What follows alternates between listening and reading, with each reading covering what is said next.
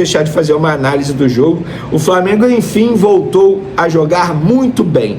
Fazia tempo que o Flamengo não jogava bem, por uma série de motivos. Desfalques, desgaste físico, Felipe Luiz errando escalação, jogador não performando bem, por vários motivos. Mas a última grande partida do Flamengo havia sido contra o Palmeiras.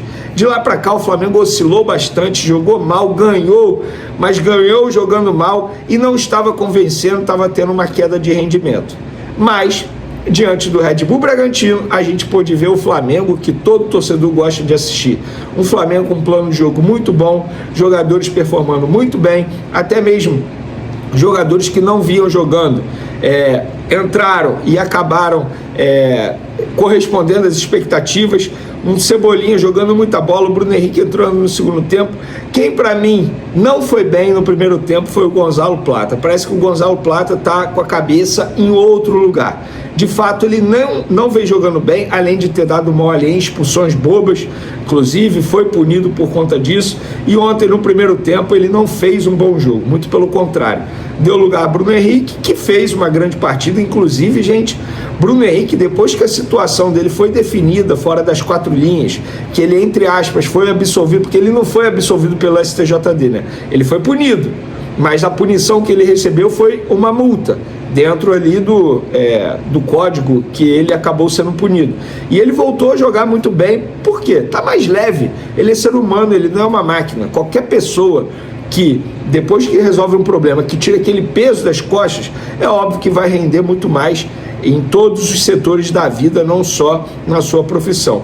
Mas para mim, quem é a melhor notícia do Flamengo nos últimos jogos é Everton Cebolinha. Inclusive, se a final da Libertadores fosse hoje, é daqui a 6 dias, eu sei, o Cebolinha tem que ser titular. Hoje ele é o melhor jogador da posição. Quando eu falo da posição, não é do ataque, é da ponta esquerda. Ele está jogando melhor que o Samuel Lino, ele está mais confiante, ele está fazendo jogada de velocidade. Ontem, por exemplo, contra o Red Bull Bragantino, toda hora ele pegava na bola, era uma marcação dobrada em cima dele, ou seja, o companheiro fica com mais espaço. O Cebolinha, para mim, hoje ele é titular, gente. E assim, ele voltou muito bem da lesão dele. E tem algo também que eu estava olhando aqui, o Cebolinha tem 34 jogos na temporada, é menos da metade que vários jogadores que estão jogando com a camisa do Flamengo. Tem o ônus e o bônus quando ele se machuca muito. O bônus ele tá fisicamente, ele tá assim, bem. Ele não tá tão cansado, tal como os outros jogadores que vêm jogando uma série de jogos. A questão é ritmo de jogo. E ritmo de jogo ele tá tendo. Ele tá merecendo ser titular na equipe do Felipe Luiz. Para mim, hoje ele é titular e o Samuel Lino é reserva. Não sei qual é a opinião de vocês. Outro jogador que faz uma diferença absurda, Jorginho. Recentemente a gente teve um debate lá no SBT Sport Rio e me perguntaram: quem faz mais falta, Jorginho ou Pedro? Eu mencionei na ocasião Jorginho. E o tempo vem mostrando que eu estava certo, porque o Jorginho ele faz muita diferença no estilo de jogo do Felipe Luiz, ainda mais quando ele não tem o zagueiro Léo Ortiz também, porque são os dois jogadores responsáveis pela saída de bola. E o Jorginho faz isso muito bem. Sem o Pedro, é óbvio que o Pedro faz falta, mas eu acho que o Felipe Luiz ele aprendeu a jogar sem o Pedro, até porque o Pedro passou por um longo período se recuperando de uma lesão no joelho. Com o Jorginho ele não aprendeu, fica muito complicado. E o Jorginho ainda tem um fator, algo que ajudou ontem inclusive, a batida de pênalti. Ele é um cara que sabe bater o pênalti muito bem, então isso também faz diferença, ainda mais se a gente levar em consideração que a final da Libertadores pode ser disputada nos pênaltis também. Então, pessoal, assim, o Jorginho, cara, é um jogador que estava fazendo muita falta e ele bem fisicamente é uma outra equipe, um outro jogador. Então, caramba, meu computador desligou do nada. Espero que não dê problema. Energia boa, pessoal, energia boa. Eu perdi até os dados, o meu roteiro que eu ia falar aqui para vocês, mas eu lembro, já tinha citado do Bruno Henrique, e agora depois dessa análise, o Flamengo pode ser campeão na próxima rodada. Se o Flamengo vencer o Atlético Mineiro e o Palmeiras perder para o Grêmio, o Flamengo é campeão do Campeonato Brasileiro, algo que eu não esperava, vou ser muito sincero, eu não esperava o Palmeiras caindo tanto de produção. E ontem eu tive a oportunidade de assistir os 2 jogos de maneira simultânea. Na TV, no computador, botei os 2 jogos. A ótima notícia, acima disso tudo que eu mencionei aí, é que o Palmeiras não está jogando nada, gente. O Flamengo teve uma crescente e o Palmeiras só cai de nível. O Palmeiras não está jogando nada. Ontem o Fluminense amassou o Palmeiras, pelo menos até a metade do segundo tempo. Amassou. E tem um dado aqui importante que mostra muito bem isso. Gente, o Palmeiras tentou 36 cruzamentos contra o Fluminense. Nos últimos 3 jogos foram 96 cruzamentos e apenas 1 gol. Eles cruzaram 34 contra o 36 contra o Fluminense, 38 contra o Vitória, 24 contra o Santos. Gente, assim, assusta, porque o Abel, ele não faz, assim, ele pode ter os seus problemas, mas ele é um treinador que ele sabe fazer o time jogar dentro da característica. Isso não é normal que está acontecendo no Palmeiras. O Palmeiras caiu muito de produção nos últimos jogos. No jogo de ontem, inclusive, tem até o vídeo viralizando de um torcedor cobrando o goleiro Fábio do Fluminense, falando, por que vocês não entregaram? O Fábio respondeu bem: vocês não ganham do Vitória, vocês não ganham do Santos, quer cobrar a gente? Pô, não faz o menor sentido. E isso, inclusive, é um recado para aqueles que estavam afirmando que o Fluminense ia entregar o jogo para prejudicar o Flamengo. Gente, tem que ser muito leviano. Torcedor falar isso, eu até tento aceitar. Agora, a gente da imprensa falar isso, eu não aceito não, de verdade, porque o Fluminense acabou mostrando que essas pessoas estavam erradas. Então, gente, agora o Flamengo encara o Atlético Mineiro na terça. Confesso para vocês que eu estou muito ansioso. O Flamengo pode ser campeão dentro da Arena MRV de novo. Lembrando que o Flamengo é o único campeão dentro da Arena MRV, que foi da Copa do Brasil.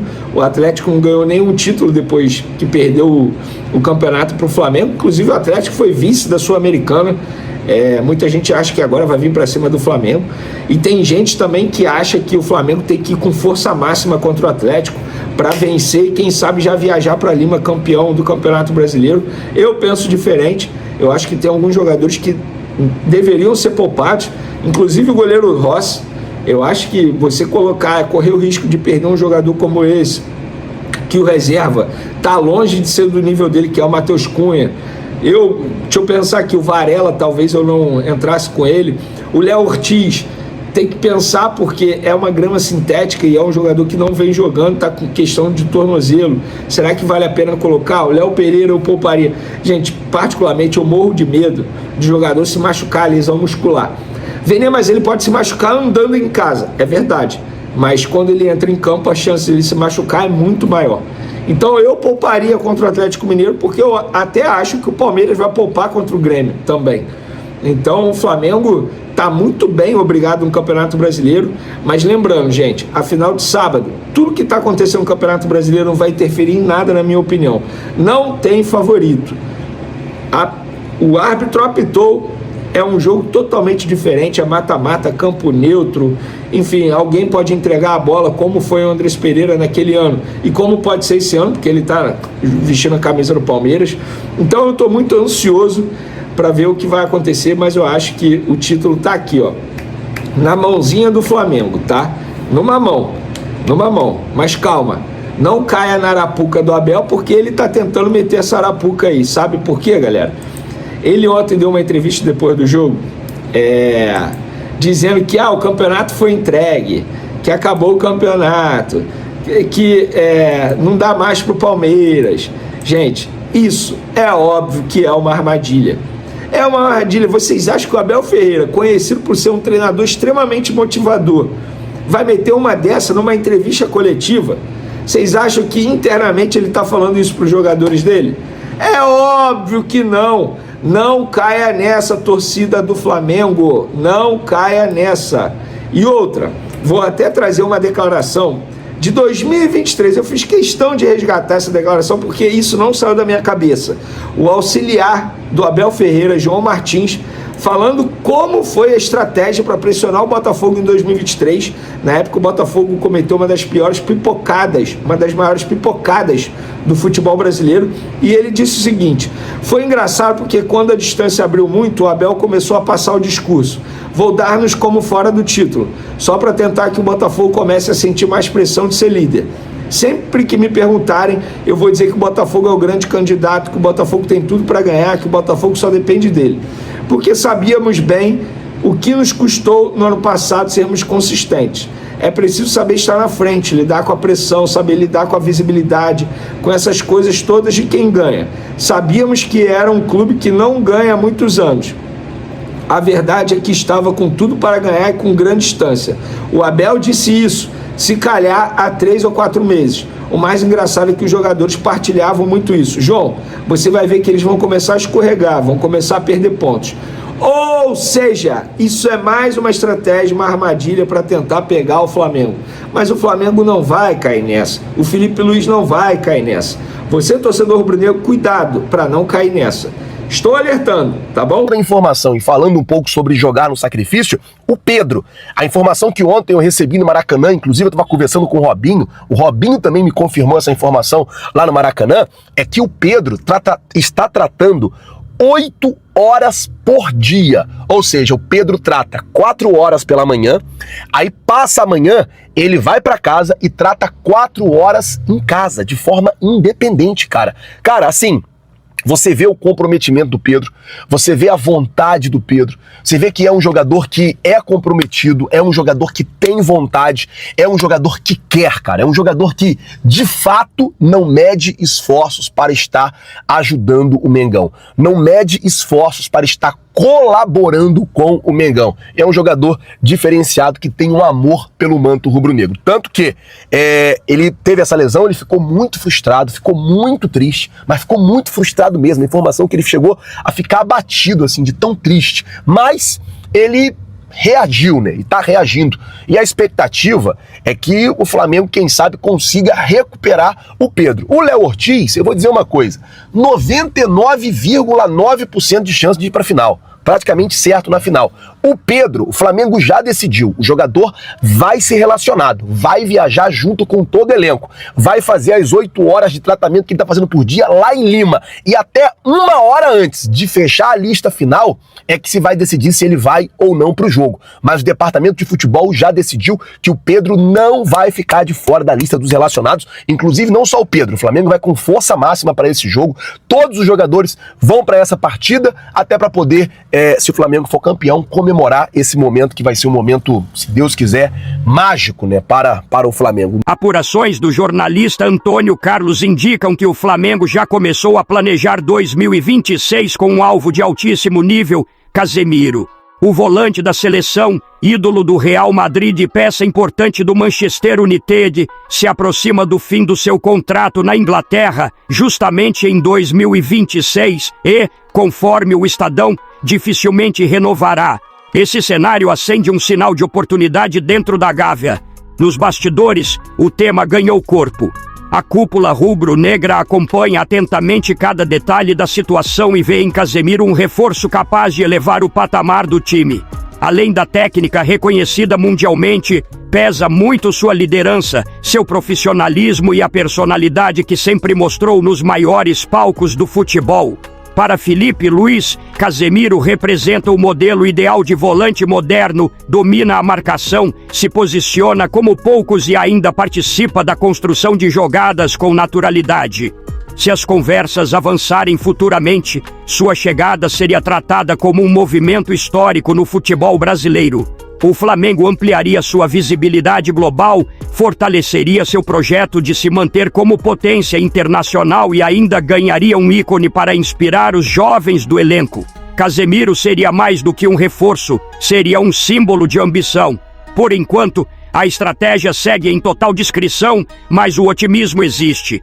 Caso o jogador decida realmente encerrar seu ciclo no Manchester United, o Flamengo pretende apresentar um projeto forte, competitivo e atraente bastante para convencê-lo a voltar ao país.